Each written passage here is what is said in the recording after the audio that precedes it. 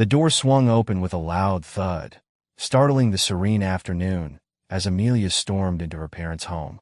Her face was pale, streaked with tears that betrayed the storm of emotions brewing inside. Her mother, Lillian, instantly froze, her sharp instincts picking up on her daughter's distress. "Amelia, what's wrong?" Lillian asked, rushing to her side, wrapping her arms protectively around her. Amelia collapsed into her mother's embrace, her sobs shaking her small frame. She tried to speak, but the words refused to come out, only managing to choke. "Nathan, he's gone." Lillian's arms tightened around her daughter as she whispered calming reassurances. But the phrase had already sent a ripple of dread through the room. From his armchair, Malcolm, Amelia's father, put down his newspaper, his piercing gaze locked on his daughter. His brow furrowed, the air in the room thickening with unspoken questions.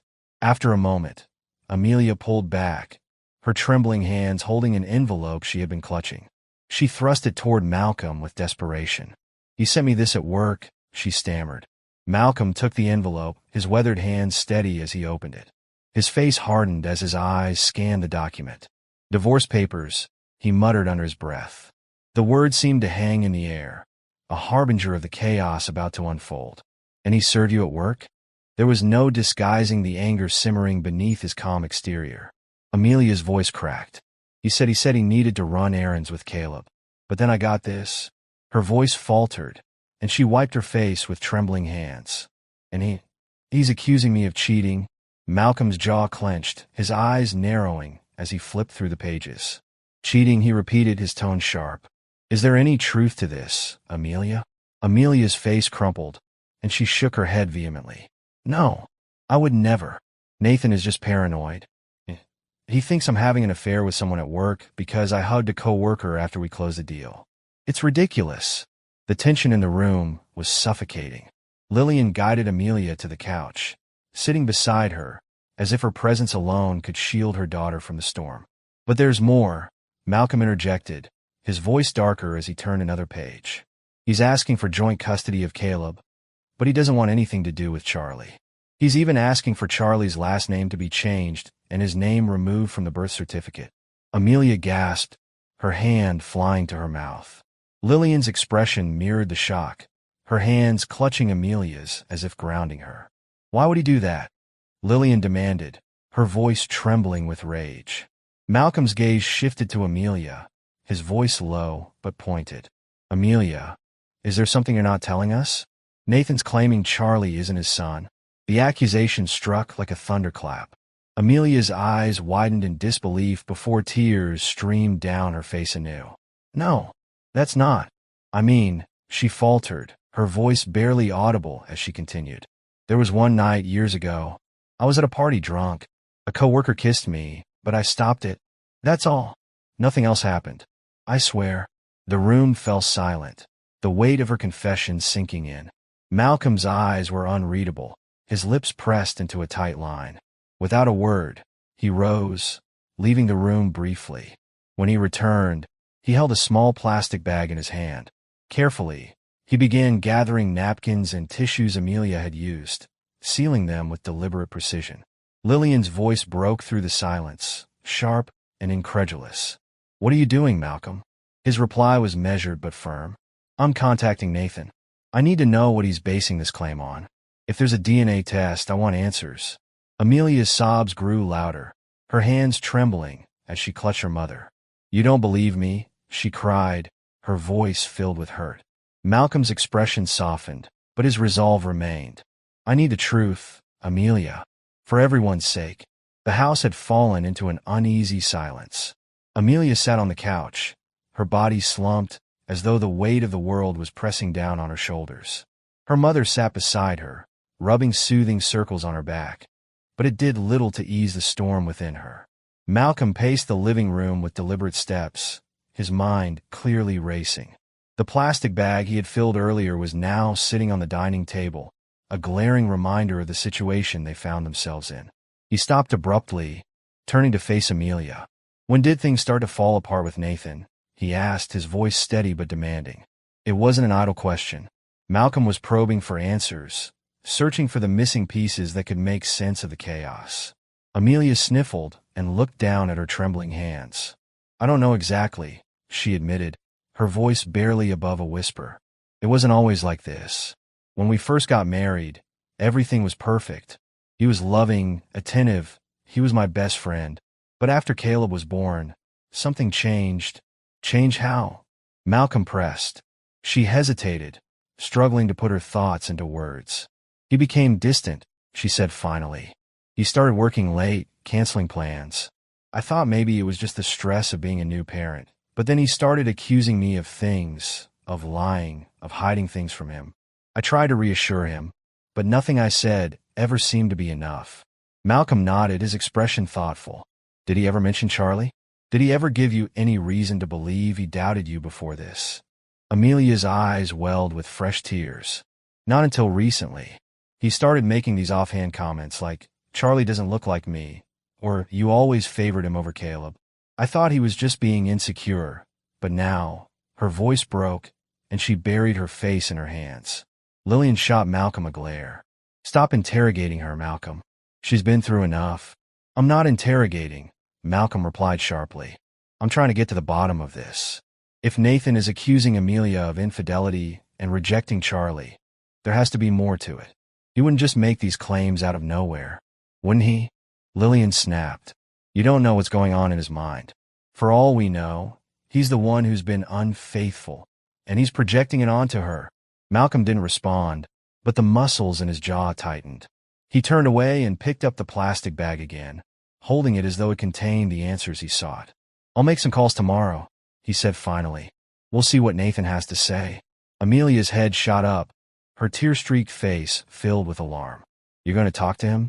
I have to, Malcolm said simply. If we're going to fight this, we need to know exactly what we're up against. The following morning, Malcolm wasted no time. After a tense breakfast where few words were exchanged, he retreated to his office and closed the door behind him. He pulled out his phone and dialed Nathan's number, his fingers tapping impatiently on the desk as he waited for the call to connect. Nathan answered on the third ring. Malcolm, he said, his tone flat. I figured you'd call. Malcolm didn't bother with pleasantries. We need to talk, Nathan. I saw the papers you sent to Amelia. There was a pause on the other end of the line. When Nathan spoke again, his voice was colder. Then you know why I did it. I know what you're accusing her of, Malcolm replied evenly. But I don't understand why. What evidence do you have? Why are you so sure she's been unfaithful? Nathan let out a bitter laugh. Evidence? How about the fact that Charlie isn't my son? I had a DNA test done, Malcolm. There's a less than 1% chance I'm his father. Malcolm's grip on the phone tightened. And what made you decide to get a DNA test in the first place? I had my suspicions, Nathan said. Amelia's behavior. The way she always seemed to be hiding something. And then there was that night at the office party. She didn't think I knew, but I saw her with that coworker. They were too close, too familiar. It was enough to make me question everything. Malcolm's mind raced as he processed Nathan's words. He felt a surge of anger, but forced himself to stay calm. You should have come to us, Nathan, he said quietly. We could have worked this out as a family. There's nothing to work out, Nathan replied coldly. I know the truth now, and I'm done pretending. This marriage is over. The conversation with Nathan left Malcolm with more questions than answers. When he emerged from his office, his face was grim, and his hands were clenched into fists at his sides. Lillian was waiting for him in the living room, her expression filled with worry. What did he say? She asked. Malcolm hesitated before answering. He's convinced Charlie isn't his son. He had a DNA test done. Lillian's hand flew to her mouth, her eyes widening in shock. And Amelia? Does she know? Not yet, Malcolm admitted. I didn't want to tell her until I had all the facts. You think she's lying? Lillian's voice was sharp, defensive. I don't know what to think, Malcolm said. But we need to get to the bottom of this. For everyone's sake. Amelia sat at the kitchen table, her hands wrapped tightly around a mug of tea that had long since gone cold. Her mother hovered nearby, tidying the already immaculate countertops, a nervous habit she'd picked up whenever the family was in turmoil. The air was heavy with unspoken words, the tension palpable. When Malcolm entered the room, Amelia's eyes immediately darted to his face. His grim expression told her everything she needed to know. You talked to him, she said, her voice barely above a whisper. Malcolm nodded and pulled out a chair, sitting down across from her.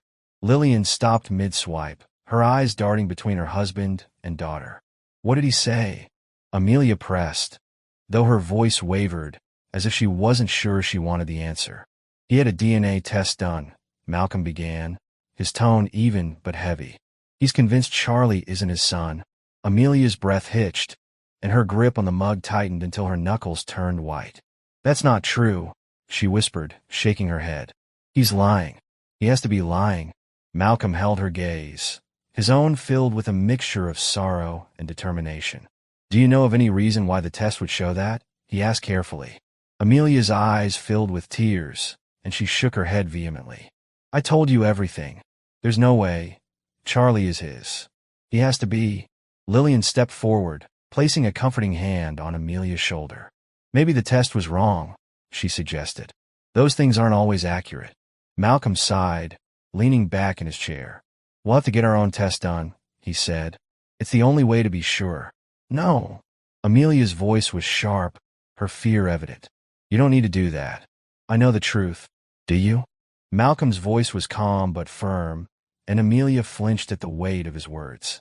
Because if we don't clear this up, Nathan will use it against you in court. Is that what you want? Amelia didn't answer, her silence speaking volumes. Lillian shot her husband a glare, but Malcolm didn't back down. He reached across the table and gently placed his hand over Amelia's. I'm on your side, he said softly. But we can't fight this if we don't have the facts. The following week was a blur of tension and uncertainty. Malcolm made arrangements for the DNA test, carefully explaining the process to Amelia and reassuring her that it was just a precaution. She agreed reluctantly, her trust in her father wavering under the weight of the situation. Meanwhile, Lillian tried to keep the peace, but the strain was evident. She found herself caught between supporting her daughter and resenting her husband for his unwavering insistence on the test. Their once harmonious household was now a battleground of doubt and frustration. One evening, as the sun dipped below the horizon, casting the house in a warm golden glow, Amelia approached her mother in the living room. Do you think Dad believes me? She asked, her voice trembling. Lillian hesitated, choosing her words carefully. I think he wants to believe you, she said finally. But he's a practical man. He needs proof. Amelia nodded, though her heart ached at the thought. And what about you? She asked, her voice barely audible. Lillian's expression softened, and she reached out to take her daughter's hand. I believe you, she said firmly. I know you wouldn't lie to us. Tears welled in Amelia's eyes, and she clung to her mother, finding solace in her unwavering support. But deep down, a seed of doubt had already taken root, threatening to unravel everything. The day of the DNA test arrived, and Amelia's anxiety was palpable. She sat in the waiting room of the clinic, her hands clenched tightly in her lap. Malcolm sat beside her, his expression stoic but his presence a silent show of support. It'll be over soon, he said quietly, though his words did little to ease her nerves. When her name was called, Amelia stood on shaky legs, casting a glance back at her father before following the technician. The process was quick and clinical, but it felt like an eternity. By the time she returned to the waiting room, her face was pale, and her hands were trembling. Malcolm rose to meet her, placing a reassuring hand on her shoulder. You did the right thing, he said. We'll get through this. Amelia didn't respond, her mind racing with worst-case scenarios. What if the test came back wrong? What if Nathan had somehow manipulated the results? The thought was almost too much to bear. As the days stretched into weeks, waiting for the test results became its own kind of torment. Amelia threw herself into her work, desperate for a distraction, but the tension at home was inescapable. Lillian and Malcolm continued to clash, their arguments growing louder and more frequent. One night, as Amelia lay awake in her childhood bedroom, listening to the muffled sounds of her parents' latest fight, she felt a wave of guilt wash over her. This wasn't just about her anymore. Her decisions, her mistakes, real or perceived, were tearing her family apart. The weight of it was suffocating. Amelia sat at the edge of her bed, staring at her phone screen. The silence in the house was almost deafening, broken only by the occasional creak of floorboards. Her parents had gone to bed hours ago, or so she assumed, but sleep felt like an impossible luxury. Her thoughts were a chaotic whirlwind of fear, anger, and guilt. Her phone vibrated suddenly, jolting her from her spiraling thoughts. It was a message from her best friend, Olivia, who had been her confidant through much of this ordeal. Olivia. Hey, thinking of you. Let me know if you need anything. Amelia stared at the message for a long moment before typing back. Amelia. Thanks. Just trying to keep it together. Olivia responded almost instantly. Olivia, you don't have to do it alone. Let's grab coffee tomorrow. Amelia hesitated before replying. She appreciated Olivia's unwavering support, but the idea of facing anyone outside her family right now felt exhausting. Still, she typed out a quick agreement before putting her phone aside. She lay back on the bed, staring at the ceiling. The DNA test results were still days away, and the uncertainty was eating her alive. Every moment felt like another opportunity for the situation to spiral further out of control. The next morning, Amelia met Olivia at their usual spot, a small coffee shop nestled on a quiet corner of town. The comforting hum of the espresso machine and the chatter of other patrons provided a welcome reprieve from the suffocating tension at home. Olivia waved her over to a table near the window, her expression one of concern. You look like you haven't slept, she said as Amelia slid into the seat across from her. I haven't, Amelia admitted, stirring her coffee absent-mindedly. It's just everything is such a mess. Olivia leaned forward, her brow furrowing. Do you want to talk about it? Amelia hesitated, the words catching in her throat. She trusted Olivia, but saying it all out loud made it feel even more real. Finally, she took a deep breath and began to explain. She told Olivia about Nathan's accusations, the divorce papers, and the DNA test. As she spoke, Olivia's expression shifted from concern to shock to anger. That's insane, Olivia said when Amelia finished. You don't deserve this. None of it. Amelia shrugged, her eyes fixed on her coffee cup. Maybe I do, she said quietly. Maybe I should have been more careful, more aware of how things looked. Don't do that, Olivia said firmly. Don't take the blame for his paranoia. This is on him, not you. Amelia managed a weak smile, grateful for her friend's unwavering support. But deep down, the guilt still gnawed at her. Back at home, the tension between Malcolm and Lillian had reached a boiling point. The argument that had begun as a quiet disagreement over dinner the previous night had exploded into a full-blown shouting match by morning. You're treating her like a criminal, Lillian yelled, her voice shaking with anger. She's your daughter, Malcolm. How can you doubt her like this? I'm not doubting her, Malcolm shot back, his tone cold and controlled. I'm trying to protect her. If Nathan takes this to court, do you think a judge is going to take her word over a DNA test? We need to be prepared. She's already falling apart, and you're making it worse. Lillian countered. You're so focused on being prepared that you're forgetting she's a human being, not a case file. Malcolm's jaw tightened, but he didn't respond. He turned and walked out of the room, leaving Lillian standing there, seething. Amelia, who had been listening from the hallway, felt her heart sink. She couldn't remember a time when her parents had been this at odds with each other, and knowing that she was the cause only made it worse. That evening, as Amelia sat in her room, her thoughts racing, her phone buzzed with a call. She glanced at the screen and froze. It was Nathan's mother, Evelyn. Amelia hesitated before answering. Hello. Amelia. Evelyn's voice was soft but firm. I hope I'm not catching you at a bad time. No, it's fine, Amelia said, though her heart was pounding. She couldn't imagine why Evelyn was calling her now. I just wanted to say, I don't know what's going on between you and Nathan, but I don't believe for a second that you've been unfaithful, Evelyn said. Her tone was steady, but there was an undercurrent of emotion that caught Amelia off guard. Thank you, Amelia said, her voice barely above a whisper. She hadn't realized how much she needed to hear those words. I've known you for years, Evelyn continued, and I know how much you love your family. Whatever Nathan is going through, it's his issue, not yours. Don't let him make you doubt yourself. Amelia felt a lump rise in her throat, and she struggled to hold back tears. That means a lot, Evelyn. Really? Evelyn hesitated before adding, if you ever need anything at all, don't hesitate to call me. Amelia nodded, even though Evelyn couldn't see her. "I will. Thank you." The days dragged on, each one heavier than the last. When the DNA test results finally arrived, Malcolm sat down with Amelia in the kitchen to go over them. Lillian stood nearby, her arms crossed defensively, as if bracing herself for what was to come. Malcolm opened the envelope with deliberate care, his expression unreadable. He scanned the document silently, his brow furrowing. "Well?" Amelia asked, her voice trembling. Malcolm looked up, his expression a mixture of relief and confusion.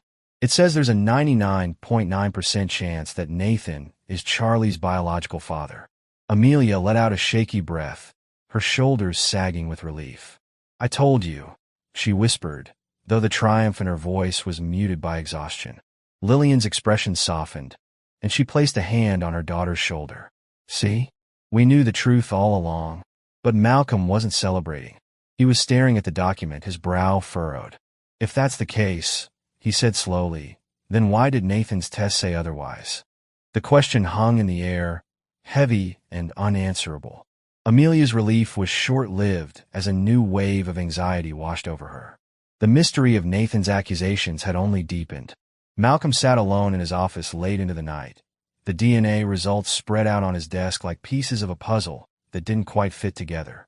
The discrepancy between the two tests gnawed at him, a riddle he couldn't ignore. Nathan's claims had been so certain, but the results were clear. Charlie was his son. So, where had the false DNA test come from? He leaned back in his chair, running a hand through his hair. His mind replayed the conversation he'd had with Nathan, searching for anything he might have missed. The only thing that stood out was Nathan's mention of a coworker. Was it possible Nathan had acted out of jealousy, twisting facts to justify his suspicions? The thought left a bitter taste in Malcolm's mouth. If Nathan had fabricated evidence to serve his narrative, it was more than just cruel. It was a calculated attempt to destroy Amelia's life. Malcolm felt a flicker of anger burn in his chest. He needed answers, and he wasn't going to sit idly by while his family suffered. The next morning, Malcolm called Nathan. The phone rang several times before Nathan finally answered, his voice curt. "What do you want?" "I got the DNA results," Malcolm said, his tone measured. "They confirmed Charlie is your son." There was a long pause on the other end of the line. When Nathan spoke again, his voice was laced with skepticism. "That doesn't make sense. My test said the opposite." "Which is why I'm calling," Malcolm said. "I want to know where you got your test done. If there's a mistake, we need to figure it out." Nathan hesitated. "It was a private lab," he said finally. "I can send you the information if you really want it, but I don't see the point. The damage is done." Malcolm's grip tightened on the phone. "The damage isn't done until you admit you were wrong. Amelia deserves better than this." Nathan didn't respond, and after a moment, the line went dead. Malcolm stared at the phone, his frustration mounting. He would get to the bottom of this, even if Nathan refused to cooperate. Determined to uncover the truth, Malcolm contacted the lab Nathan had mentioned. After explaining the situation, he requested a copy of the original report and any documentation related to the test. The lab technician on the other end of the line was polite but firm. "I'm sorry, sir, but we can't release that information without the consent of the individual who requested the test." Malcolm's frustration flared, but he kept his tone calm. "I understand, but this is a matter of great importance to my family. Isn't there anything you can do?" There was a pause before the technician replied. "If you believe there's been an error, you can file a formal complaint. We'll investigate the matter internally and notify you of any findings." It wasn't the answer Malcolm had hoped for, but it was better than nothing. He thanked the technician and hung up, his resolve hardening. If Nathan had manipulated the results, Malcolm would find out, and he would make sure his daughter's name was cleared. While Malcolm worked behind the scenes, Amelia struggled to keep her emotions in check. The relief of the DNA results had been short-lived, overshadowed by the lingering questions about Nathan's motives. Every time she thought about the false accusations, a knot of anger and betrayal tightened in her chest. One evening, as she sat on the couch scrolling through old photos on her phone, she stumbled upon a picture of her and Nathan from happier times. They were smiling, their arms wrapped around each other, with Caleb and Charlie in the background. The image felt like a cruel reminder of everything she had lost. Without thinking, she picked up her phone and dialed Nathan's number. He answered on the second ring. "What do you want, Amelia?" he asked, his voice tired. "I want to know why," she said, her voice trembling. "Why are you doing this to me? To our family?" Nathan sighed. "I already told you. I had my reasons. That's not good enough." Amelia snapped. "You're accusing me of something I didn't do, and you're dragging our kids into it. Don't you care about them at all?" "Of course I care," Nathan said, his tone defensive. "That's why I'm doing this. I don't want them growing up in a broken home." Amelia laughed bitterly. "You're the one breaking it, Nathan. Not me." The line went silent for a moment before Nathan spoke again, his voice softer. "Maybe you're right," he said, "but it's too late to fix it now." Amelia's heart sank. She wanted to scream, to beg him to reconsider, but she knew it would be pointless. Nathan had made up his mind, and there was no turning back. A week later, Malcolm received a call from the lab. The technician's voice was calm, but hesitant. "Mr. Harper, we've completed our internal review of the DNA test in question." "And?" Malcolm prompted, his heart pounding. "There was indeed an error," the technician admitted. "The test results were tampered with before they were sent to the client. We're still investigating how this happened, but we believe it may have been an internal breach." Malcolm's blood ran cold. "So the results Nathan received were falsified?" "Yes, sir.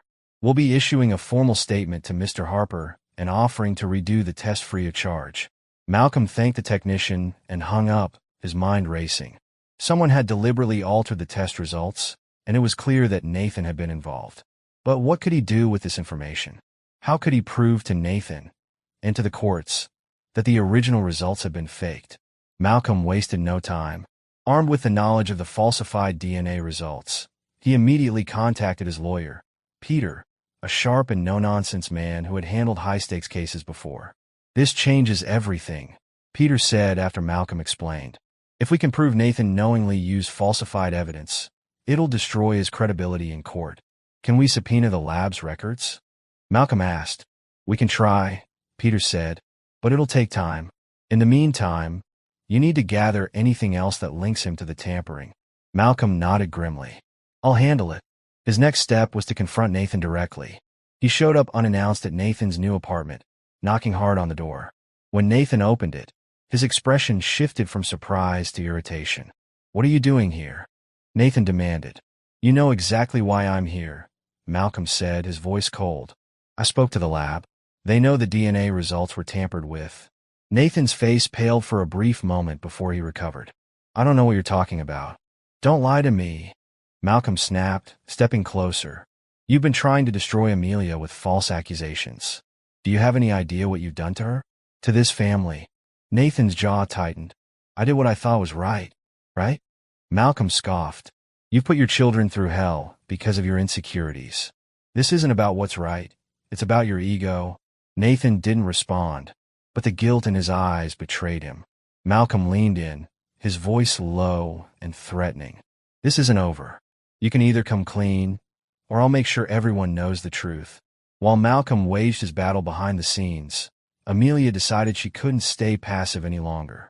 The confrontation with Nathan had left her shaken, but it also ignited a fire within her. She was done being a victim. She called her lawyer, Emma, and demanded an emergency meeting. "I want to fight back," Amelia said as soon as she sat down in Emma's office.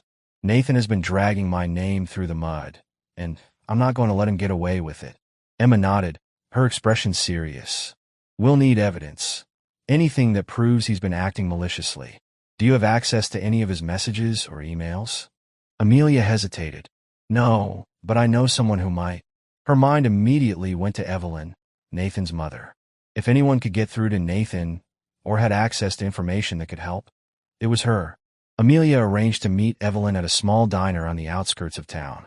When she explained what she needed, Evelyn sighed heavily. "I suspected something was off," Evelyn admitted. "Nathan's been unstable since all this started. He told me he was protecting the boys, but I didn't understand what he meant. Do you have any idea where he got the fake test?" Amelia asked. Evelyn frowned, then nodded slowly. "He mentioned a friend from college who works in biotech. I didn't think much of it at the time, but now—" Amelia's heart raced. "Do you have a name?" "Michael Reed," Evelyn said. "But be careful, Amelia. Nathan isn't thinking clearly right now. If he finds out you're digging into this, I can handle Nathan, Amelia said firmly. Thank you, Evelyn. This means more than you know. Malcolm and Peter quickly tracked down Michael Reed. Using the information Evelyn provided, they discovered that Michael worked at a small biotech company with access to DNA testing equipment. Peter filed a subpoena for the company's records, hoping to uncover proof of Michael's involvement. It didn't take long for the pieces to fall into place. Internal emails revealed that Nathan had contacted Michael weeks before the false DNA results were issued.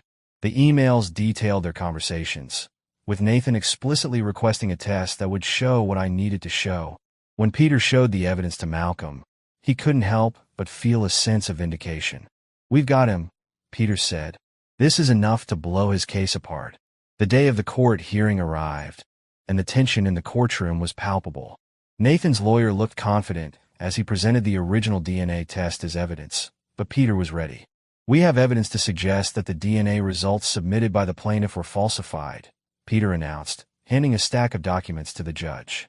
These emails clearly show a conspiracy between the plaintiff and a third party to manipulate the test. Nathan's face turned red as the judge reviewed the documents. Mr. Harper, the judge said, addressing Nathan, do you have anything to say in your defense? Nathan stammered, his confidence crumbling. I thought I was doing the right thing. The right thing, the judge said sternly. You submitted falsified evidence to this court. That is a serious offense. The courtroom buzzed with murmurs as Nathan's lawyer sat down, visibly defeated. The judge ruled in Amelia's favor, dismissing Nathan's claims and awarding her full custody of Caleb and Charlie. Nathan was fined for his actions and ordered to undergo counseling before he could petition for visitation rights. As they left the courthouse, Amelia turned to Malcolm, her eyes filled with gratitude. Thank you, Dad, she said, for believing in me. I always believed in you, Malcolm said, his voice soft. I just needed to prove it to everyone else. With the court ruling behind them, Amelia began the difficult task of rebuilding her life. Her focus shifted to her children, who had been caught in the crossfire of Nathan's actions. Caleb and Charlie were her anchors, their laughter and innocence a constant reminder of what truly mattered. But the scars of the ordeal were slow to heal. Caleb, old enough to understand the tension, often asked questions that Amelia struggled to answer. Why doesn't Daddy come around anymore? He asked one evening, his wide eyes searching hers for a truth she wasn't ready to share. Amelia knelt beside him, brushing his hair back gently. Daddy made some mistakes, sweetheart, she said softly. But he loves you very much, and he'll always be your dad. Charlie, too young to grasp the full weight of the situation, seemed blissfully unaffected. Still, Amelia knew the damage Nathan's absence could cause if left unaddressed. She resolved to find a family therapist to help them navigate the challenges ahead. While Amelia worked to restore normalcy, her parents faced their own reckoning. The tension that had simmered between Malcolm and Lillian throughout the ordeal hadn't dissipated, and it was clear that their marriage was at a crossroads. One evening, Malcolm approached Lillian in the kitchen, his expression weary. We need to talk, he said simply. Lillian looked up from the sink, her eyes guarded. About what? About us, Malcolm said, pulling out a chair and sitting down. I know I've been stubborn, and I know I've hurt you. Lillian turned off the faucet, drying her hands slowly before sitting across from him. You weren't just stubborn, Malcolm. You treated me like I was part of the problem. Malcolm nodded, his expression heavy with regret. I was trying to protect Amelia, but in the process, I pushed everyone else away. I'm sorry. For a long moment, Lillian said nothing, her eyes searching his. Finally, she reached across the table, placing her hand over his. I just need to know we're on the same side.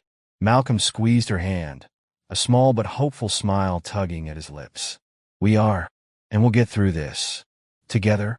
Meanwhile, Nathan's life had unraveled in ways he hadn't anticipated. Stripped of his credibility and access to his children, he found himself alone and directionless. For weeks, he avoided his family and friends, consumed by shame and regret. One day, Evelyn showed up at his apartment, her face a mixture of concern and frustration. You can't keep hiding, she said, stepping inside without waiting for an invitation. Nathan sighed, sinking onto the couch. What's the point? I've lost everything. You haven't lost everything, Evelyn said firmly. But if you want to fix this, you need to start taking responsibility. Nathan looked up at her, his eyes filled with self-loathing. How do I even start? Evelyn sat beside him, placing a hand on his shoulder. You apologize. To Amelia, to the kids, to everyone you've hurt. And you make it clear that you're willing to do the work to earn back their trust. It wasn't an easy path, but Nathan took his mother's words to heart. Over time, he began attending counseling sessions and wrote letters of apology to Amelia and the boys. It was a small step, but it was a start. Amelia's life slowly began to take shape again. She threw herself into her work, earning a promotion that gave her the financial stability she needed to provide for her children. She also started attending a support group for single parents, where she found a sense of camaraderie and understanding. It was at one of these meetings that she met James, a widowed father of two, who shared her struggles and her determination to move forward. Their connection was immediate but unhurried, both of them cautious about rushing into anything. Over time, their friendship deepened, and James became a comforting presence in Amelia's life. He adored Caleb and Charlie, treating them with the kindness and patience they needed. For the first time in years, Amelia allowed herself to hope for a future filled with happiness and love. As the months passed, Nathan requested a supervised visit with the boys. Though hesitant, Amelia agreed, wanting to give her children the opportunity to reconnect with their father. The visit was tense at first, but Nathan's genuine remorse was evident. Caleb, still wary, kept his distance, but Charlie ran to Nathan with open arms. The sight brought tears to Amelia's eyes, and for the first time, she allowed herself to believe that healing was possible. Malcolm and Lillian, too, worked to mend their relationship with Nathan. Though trust would take time to rebuild, they recognized the importance of supporting him in his efforts to make amends. By the time a year had passed, the family had found a semblance of peace. Amelia had moved into a new home with James and the boys, creating a fresh start for all of them. Nathan continued his counseling and had gradually rebuilt a relationship with Caleb and Charlie. Malcolm and Lillian, though forever changed by the ordeal, had rediscovered the strength of their partnership. They became regular fixtures in Amelia's new life, doting grandparents who provided unwavering support. The scars of the past remained, but they were no longer raw. Instead, they served as reminders of the resilience and love that had carried them through. As Amelia watched her children play in the backyard one sunny afternoon, she felt a profound sense of gratitude. The road had been long and painful, but they had survived. And in that moment, she knew they were finally free to begin again. The rain poured down in relentless sheets as Simon Harrington stepped through the front door, shaking droplets from his umbrella. The house was eerily silent, save for the faint hum of the refrigerator from the kitchen. He glanced around. Usually, Marissa would be bustling about, greeting him with her infectious energy and a kiss that made the long hours at work worthwhile. But tonight, something was off. "Sweetheart," Simon called out, his voice steady despite the unease prickling at the back of his neck. "In here." Marissa's voice came from the kitchen, too bright, too forced. He caught the faint rustle of movement, like someone quickly setting things in order. Simon entered to find her standing at the counter, stirring a pot of sauce with a little too much enthusiasm. She turned to him with a smile that didn't reach her eyes. Her cheeks were flushed, her movements jittery. "Hi, honey," she said, leaning in to kiss him. Her lips brushed his cheek, fleeting and mechanical. Simon's brow furrowed. "Everything okay?" "Of course," she chirped, her voice unnaturally high. "Dinner's almost ready. Go relax." He didn't move.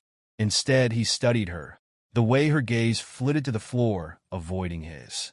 The unease grew stronger, gnawing at his gut like a dog with a bone. He'd been married to Marissa for over 4 years, long enough to know when something was wrong. As they sat down to dinner, Simon tried to push the tension aside. He told her about a tricky client at work, but she only nodded distractedly, her eyes darting toward her phone resting face down on the counter. "Mar," Simon said, his tone sharper than he intended. She flinched slightly, looking up at him. "What's going on?" Marissa hesitated, her fork hovering midair. Then, with a deep breath, She put it down and folded her hands on the table. "We need to talk." The words hung in the air like an ominous cloud.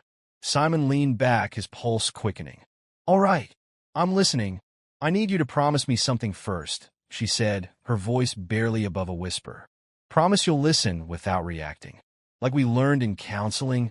Simon felt the walls close in around him. He hadn't thought about those sessions in years. Back when their passionate arguments had led them to seek help, the counselor had taught them to pause and reflect before responding. It had been a useful tool, but the sudden mention of it now sent alarms ringing in his mind. "Okay," he said, his voice tight. "I'll listen."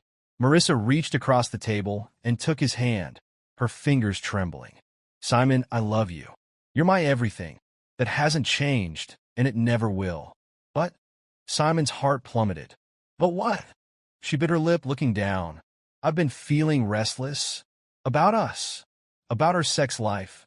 Simon blinked, unsure he'd heard her correctly. "Restless? I want us to be closer," she continued, her words tumbling out in a rush.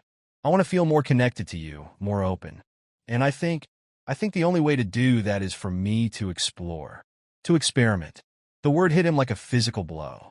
"What the hell does that mean?" he demanded, his voice rising despite himself.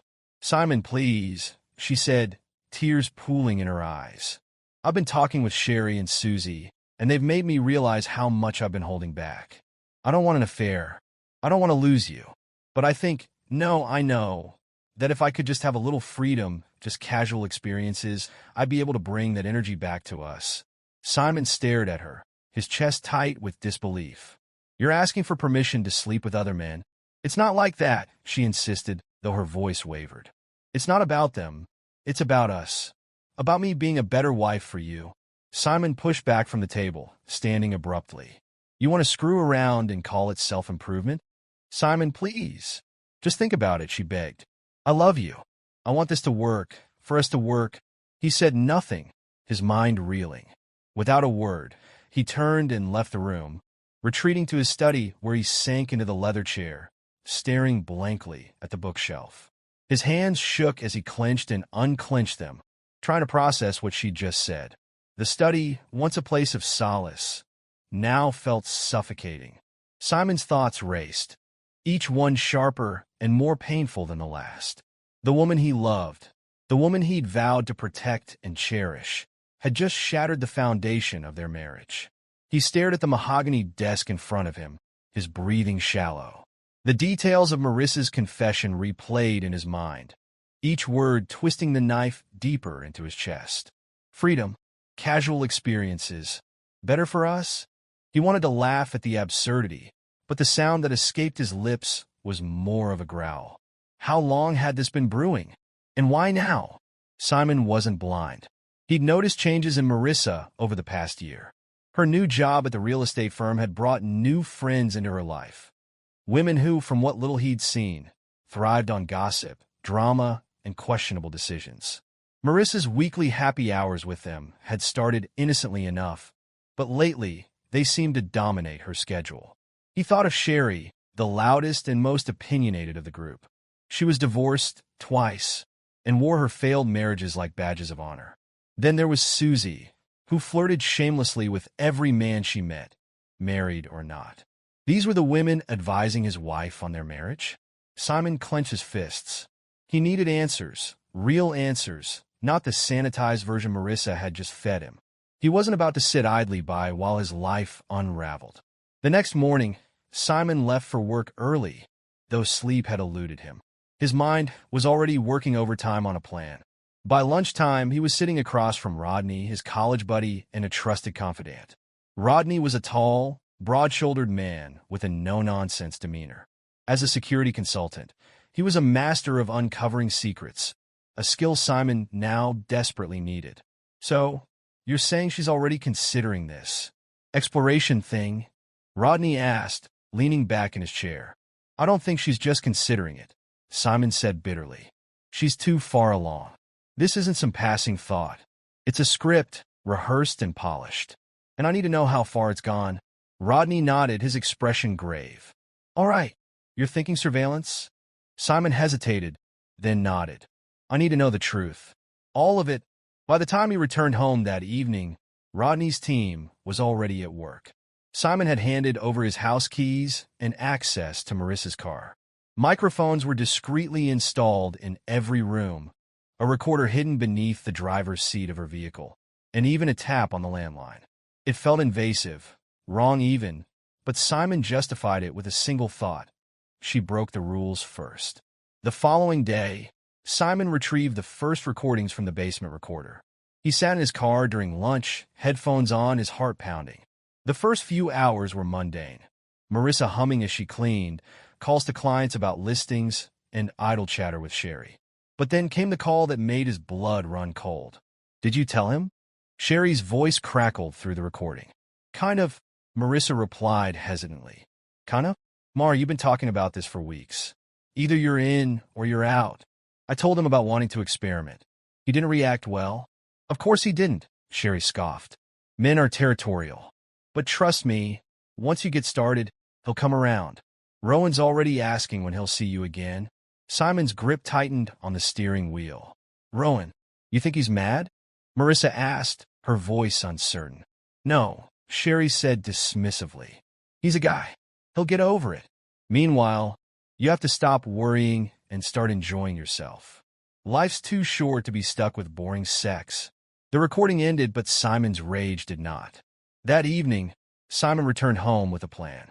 He greeted Marissa with a smile, kissed her on the cheek, and acted as if everything was fine. "Did you have a good day?" he asked, pouring himself a glass of wine. "Busy," she said, avoiding his gaze. He watched her carefully, noting every fidget, every nervous glance. She had no idea he knew. "Listen," Simon said after dinner, his tone light. "I've been thinking about what you said the other night. I'm not ready to talk yet, but I appreciate your honesty." Marissa's relief was palpable. She reached across the table and squeezed his hand. "Thank you, Simon. That means so much." Inside, Simon was seething. She wasn't honest. Not even close. The days that followed were a blur of carefully staged normalcy. Simon maintained his role as the attentive, slightly distant husband while silently collecting more recordings and data. Each night, as Marissa slept soundly beside him, he stayed up late in his study, sifting through the damning evidence. It was on the fourth day that he discovered the tipping point, a recording from Marissa's car. "So, when are you seeing Rowan again?" Susie's playful tone came through the speakers. "Tomorrow night," Marissa admitted, her voice low. Simon felt his chest tighten. "Tomorrow night. Girl, you're living the dream," Susie continued. "I told you, once you loosen up, there's no going back. You'll be thanking us for this forever." Marissa laughed softly. "Yeah, maybe. I just need to keep Simon from finding out. He's sensitive about this stuff." Susie's laugh was sharp. "Sensitive? That's one way to put it. Look, you're doing this for you. If he can't handle it, that's his problem." The recording ended, leaving Simon staring blankly at the screen in front of him. Sensitive? The word echoed in his mind, fueling his anger. The woman who had sworn fidelity and love had reduced his boundaries to a personality flaw. He closed his laptop and sat back in his chair, his heart pounding. He wasn't going to confront her, at least not yet. No, he had a better idea. That evening, Simon returned home with a bouquet of Marissa's favorite flowers. She looked surprised when he handed them to her, her face lighting up in a way that almost made him falter. "What's this for?" she asked, holding the flowers close. "Just thinking about how much I love you," Simon said smoothly. Marissa's eyes glistened. "Oh, Simon, I know things have been tense, but I really appreciate this." She leaned in to kiss him, and he responded, playing the part of the devoted husband. "Listen," he said as they settled into the living room after dinner. "I've been thinking about what you said, the experimenting." Marissa froze, her expression wary. And I'm not against it." Her eyes widened. "You're not?" "No," Simon said, keeping his tone even. "I just want us to set some ground rules. If we're going to do this, it has to be equal. Both of us exploring, not just you." The hesitation on her face was all the confirmation Simon needed. "I mean," she began, fumbling for words. "I guess that makes sense. I hadn't thought about it like that." "Take your time," Simon said with a reassuring smile.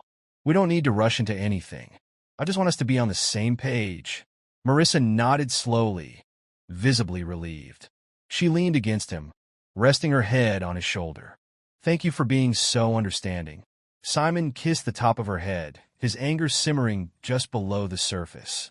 The next day, Simon's plan began to take shape. He wasn't content with merely confronting Marissa. He wanted her to feel the weight of her betrayal. To do that, he needed to dismantle her carefully curated facade. Step 1 was Rowan. Simon spent the afternoon digging into Rowan's life. It wasn't difficult. Rodney's connections made sure of that. Rowan, it turned out, was a low-level finance manager with a reputation for chasing married women. By evening, Simon had everything he needed: a dossier on Rowan's workplace, his social media accounts, and even his home address. Step 2 was the friends. Simon knew Sherry and Susie were instrumental in pushing Marissa down this path. He planned to make sure they paid their share of the price. That Friday night, Simon suggested they host a dinner party. Just us and your friends, he said, feigning enthusiasm. Marissa hesitated. Are you sure? You've always said you don't like Sherry and Susie. I want to make an effort, Simon replied, smiling. Besides, it'll be nice to get to know them better. Marissa beamed. That's so sweet of you, Simon. I'll call them now. As she left the room, Simon's smile faded. The dinner party was a carefully orchestrated event. Simon played the gracious host, pouring wine and laughing at jokes that grated on his nerves.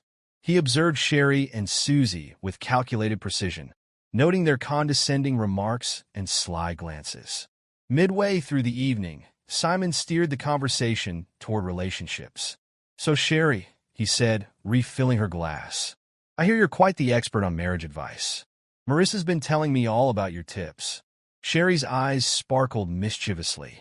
Well, someone has to spice things up, right? Susie chimed in. Life's too short for boring marriages. Simon chuckled, though his grip on the wine bottle tightened. Interesting philosophy. I suppose it's worked well for you too. Marissa shot him a warning glance, but he ignored it. It's just fun, Simon, Sherry said, waving her hand dismissively. You shouldn't take it so seriously. Oh, don't worry, Simon said, his smile sharp. I'm taking notes.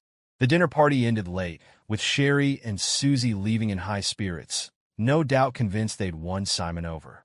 Marissa seemed relieved too, leaning into him as they tidied up. See, she said, her voice soft. This was good. They like you. Simon smiled, masking the storm brewing inside.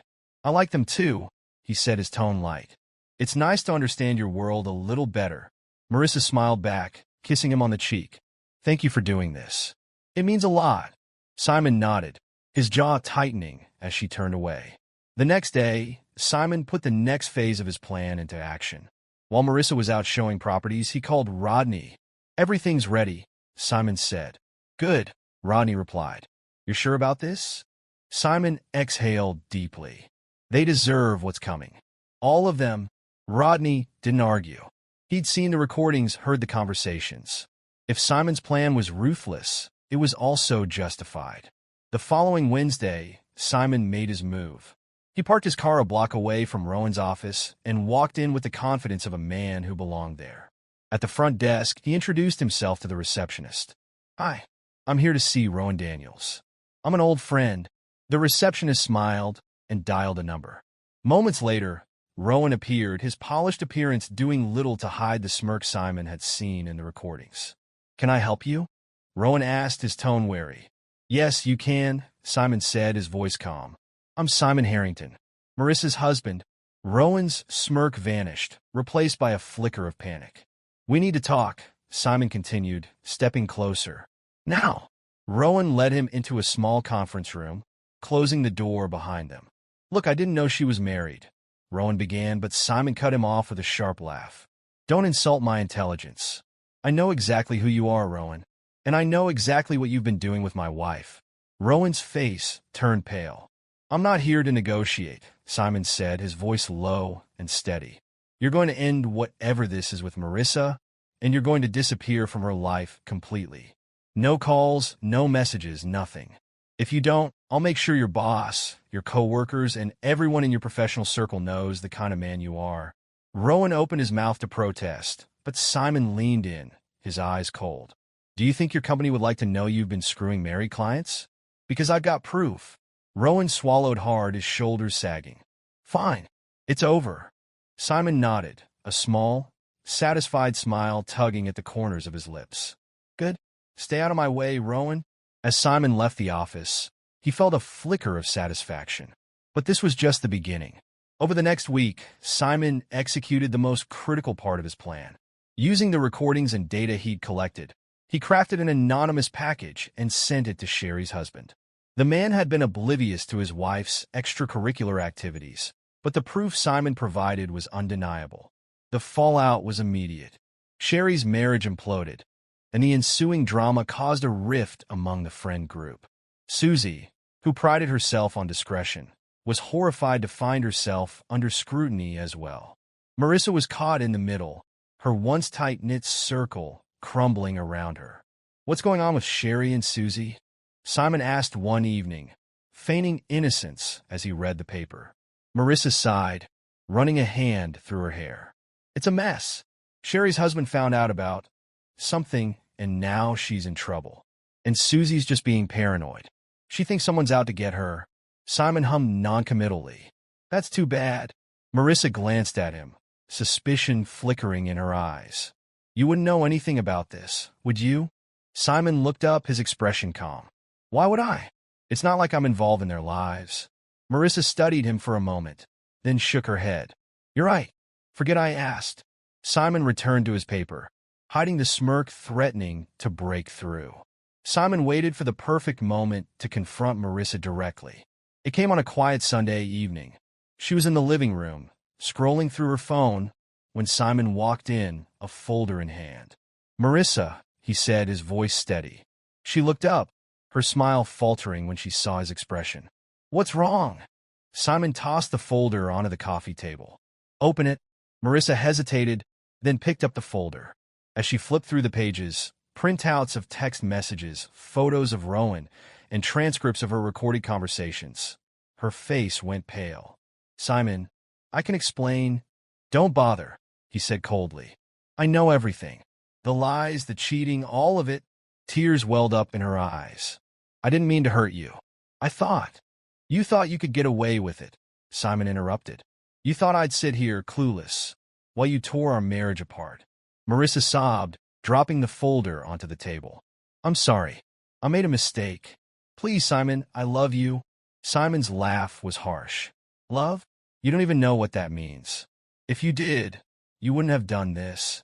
She reached for him, but he stepped back. It's over, Marissa. You can pack your things and leave. I've already spoken to a lawyer. Her sobs grew louder, but Simon felt nothing. The woman he'd loved was gone, replaced by a stranger who had betrayed him in the worst way. Marissa's cries echoed through the house as Simon walked out of the room, his heart heavy but resolute. He didn't look back. The folder filled with proof was all she needed to understand how thoroughly she'd destroyed his trust, and how far he'd gone to protect himself. He didn't sleep that night.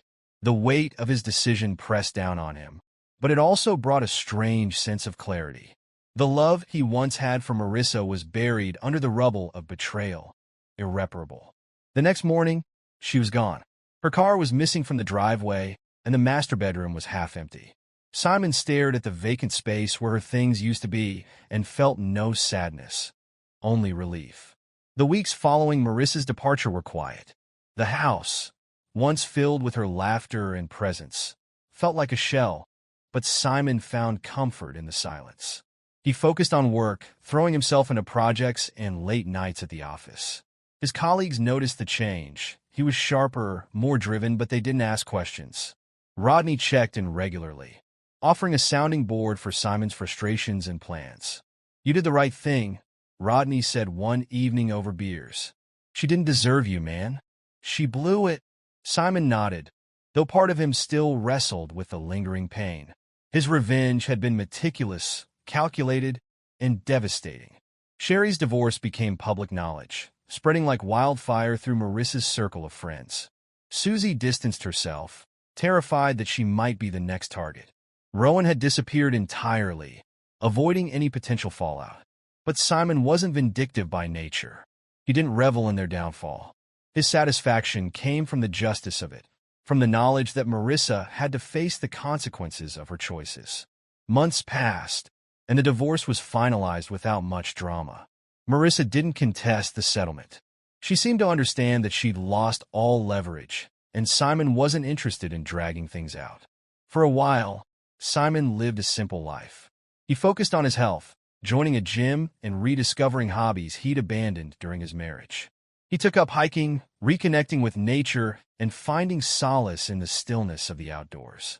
He also reflected on what he wanted from life, journaling nightly to untangle the emotions still lingering from the betrayal. And then, life threw him an unexpected surprise. It was a quiet Wednesday evening when Rodney invited Simon to dinner. "Just a casual thing," Rodney said. "Allison's cousin Denise is in town, and we thought you two might hit it off." Simon was skeptical, but agreed. Denise was nothing like Marissa. Where Marissa had been polished and reserved, Denise was warm and genuine, her laughter lighting up the room. She was strikingly beautiful but unpretentious, her easygoing nature immediately putting Simon at ease. Over dinner, they bonded over shared interests, books, hiking, and an appreciation for the simple joys of life. Simon found himself smiling more than he had in months, his walls slowly crumbling in her presence. By the end of the evening, Simon realized he hadn't thought about Marissa once. Simon and Denise's relationship blossomed over the next year. She brought a lightness to his life that he hadn't known he needed. They traveled together, explored new restaurants, and spent quiet evenings curled up with books and wine. For the first time in years, Simon felt whole. Denise wasn't just a new chapter. She was a new beginning. She taught him that love could be kind and uncomplicated, built on trust and mutual respect. Marissa reached out once about a year after the divorce. The email was short, apologetic, and filled with regret. Simon read it carefully, then closed his laptop without responding. He didn't need closure from her. He'd already found it within himself. As for Marissa, he wished her no ill will. She was a part of his past, a lesson he'd learned the hard way. Simon and Denise married 2 years after they met. It was a small, intimate ceremony, with Rodney as his best man and Allison as Denise's matron of honor. Their life together was quiet but fulfilling, filled with love, laughter, and mutual respect. Simon often marveled at how far he'd come, from the betrayal that nearly broke him to the happiness he now held. Marissa became a distant memory, a shadow of a life that no longer belonged to him. As Simon watched Denise play with their 2 young children in the backyard one sunny afternoon, he realized he was exactly where he was meant to be. The storm had passed, and the future was bright.